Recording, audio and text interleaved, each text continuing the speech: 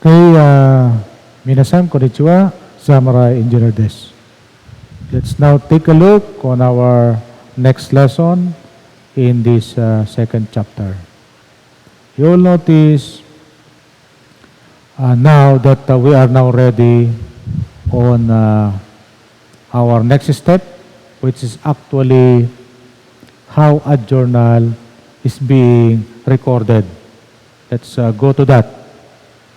So, what is the recording process involved in this step? Take a look at the lower portion of the picture.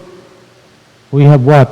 We have the 9 steps for a complete accounting process. So, first step, analyze. Previous discussion, previous lectures, previous principles that we talk about, those set of information, ideas, concepts are exerted towards analysis. They are designed to give us foresight, to give us insights on how to analyze. Now, it is the time to record the transactions. Okay?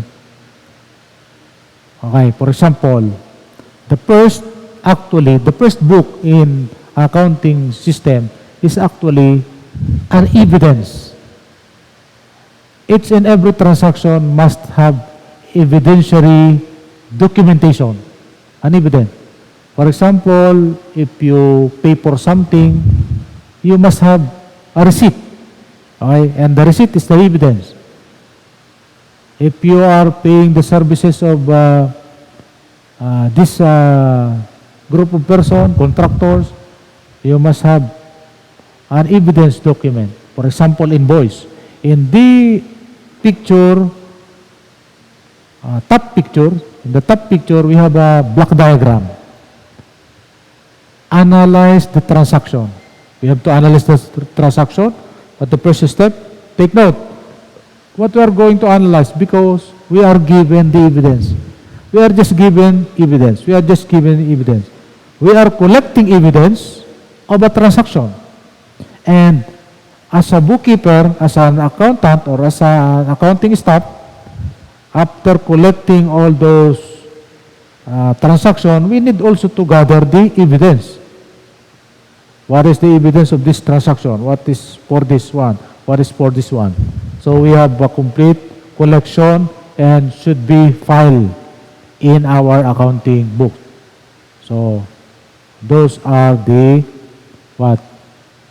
evidentiary requirement of our transaction. Okay?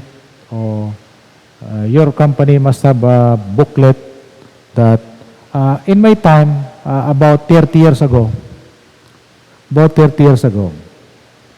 we are pasting. We have a booklet. We have a booklet where we paste the receipts, invoice, and so on, and the likes. Those evidence we are going to paste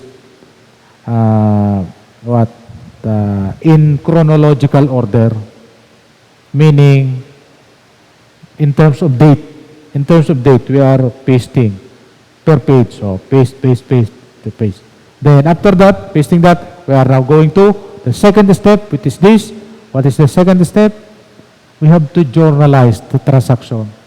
From the analysis, we have to journalize. So we are now going to properly record. So bring up your journal sheets, your journal books.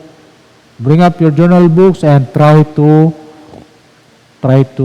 practice as we are discussing. Try to make some recording by yourselves. Okay? So, entering the transaction in a journal. That is what we call journalize or journalizing the transaction. And after that, we are going to transfer that journal information to ledger account. Ledger is another type of accounting book. So if you don't have a journal, if you don't have a ledger, you have to do it by yourself. try to use a pen and ruler to have your bond paper or paper to what? To put on the necessary lines and markings so that it looks like journal, it looks like ledger. I already sent you an example of a blank copy of a journal and a blank copy of a ledger. So please try to figure out how to have a temporary, if you cannot buy a journal book or a ledger book. They could be bought from the National Bookstore or any bookstore for that matter. Wait, let us continue. And that is step number 3 is actually posting. As you can see on the bottom picture, we have the 9 steps. Analyze, step 1. Journalize, step 2. Step 3 is posting. If we transfer the information from journal to ledger, that is called posting. That is called posting. So, that explanation is actually in this black diagram at the top portion of the picture. Okay? So, let's go. Further. Recording process. Journaling. Book of original entry. This is what we call the book of original entry. Transactions recorded in chronological order, meaning in terms of date. As the date of the transaction differs between accounts, we have to what? To record the transaction. Which one is the latest? Which one is the earliest? Okay? So the earliest one must be recorded first. The latest one must be recorded last. Okay? So, or the newest one. The newest one must be recorded last. Okay? So, contributions to the recording process. It discloses the complete effects of the transaction. This is original. If you are confused, look at the journal. However, you might make a mistake on the journalizing. If you make a mistake on the journalizing, then all of the 9-step process will be a mistake. Okay? So that's why we should be accurate and precise in recording these things. Okay? Avoid errors and mistakes. It provides chronological record of transaction. You can easily backtrack. You can easily backtrack by use of journal. Okay? What happens on July 3? You can easily go back to July 3 and look at the transactions there. Okay? And also it helps to prevent or locate errors because the debit and credit amounts can be easily compared. Okay. That is why this is an important matter in accounting. Okay. Journal entry illustration. Let us take one example after another. Entering transaction data in the journal. How? Let us look. Illustrate. September 1, stockholders invested $15,000 cash. Take note, cash, meaning cash account, in the corporation exchange for shares of stock, and SoftBite is the company, purchased computer equipments for 7,000 cash.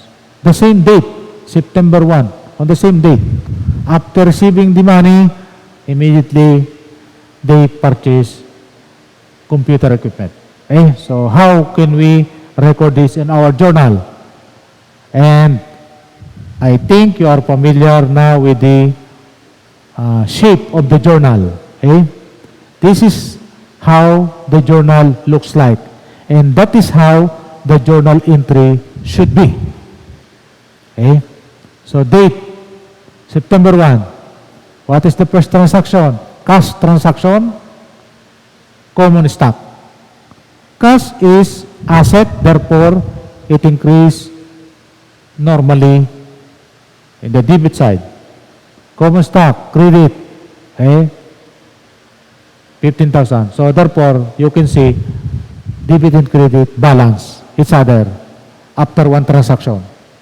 Next transaction, we buy computer equipment. So equipment, account.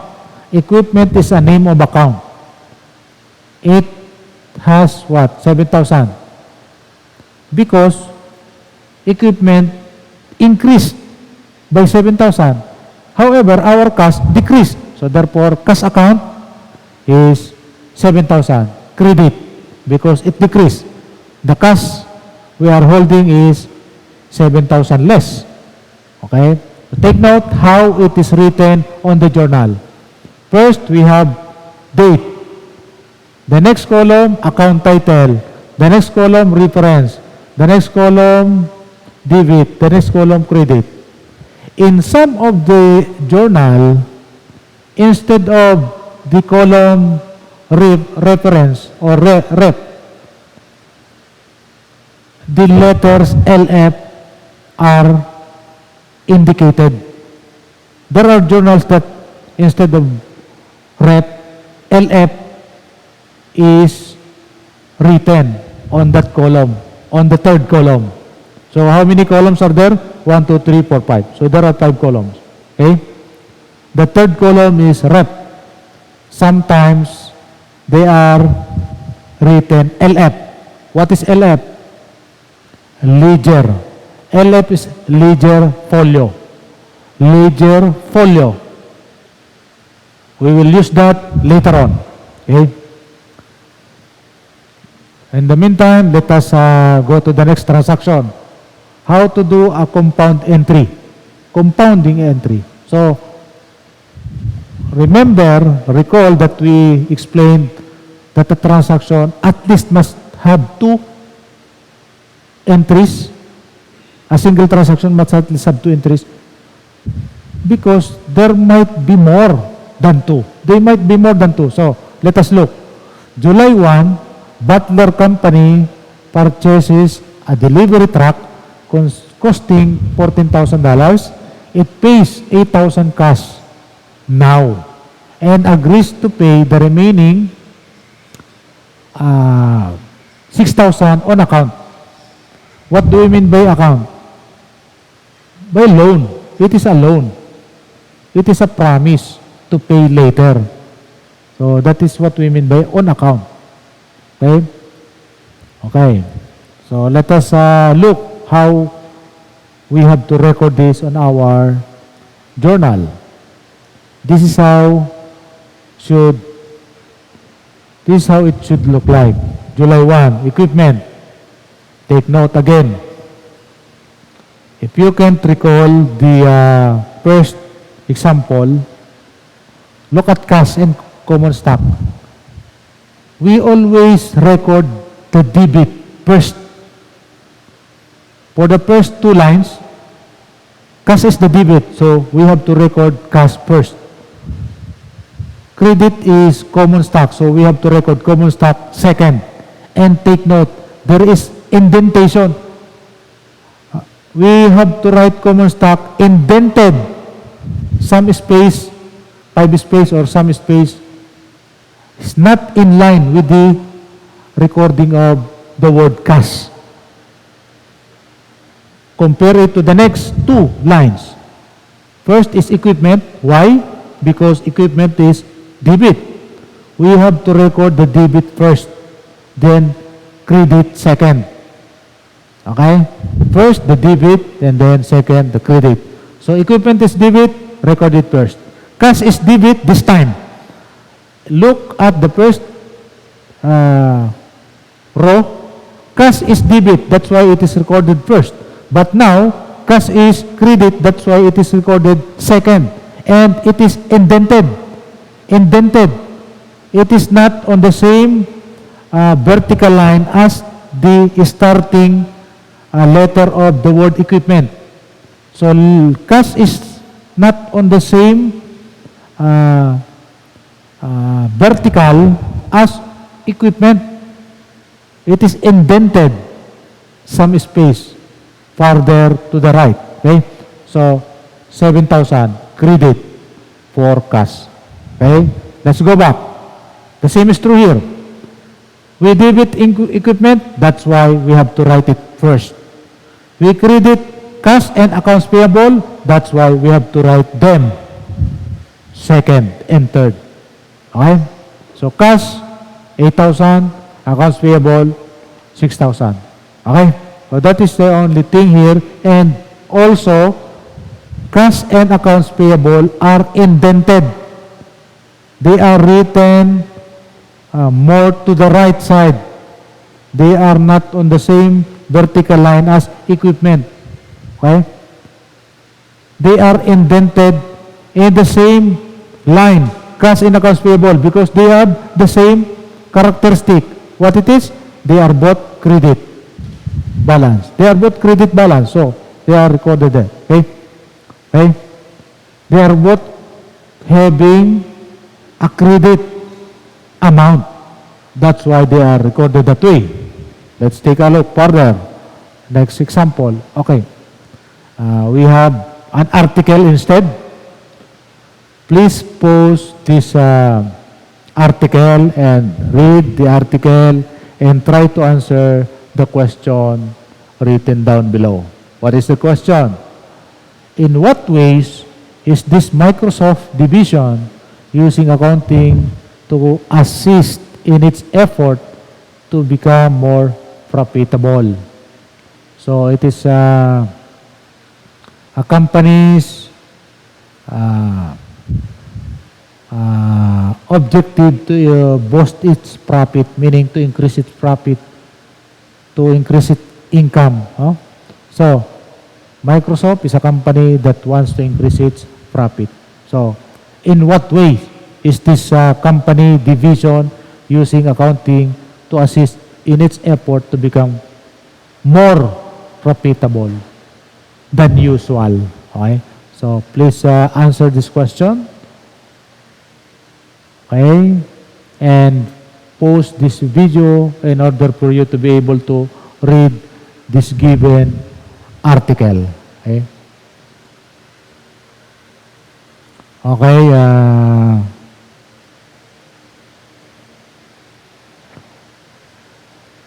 if you are through reading, you can now start answering your question and answer your question on the comment section below. So each and every one of you have to answer it in the same section. There is a comment section box that we are always using. Okay? So this time, again, see you next meeting. This is Dr. AP, your Samurai Engineer at your service.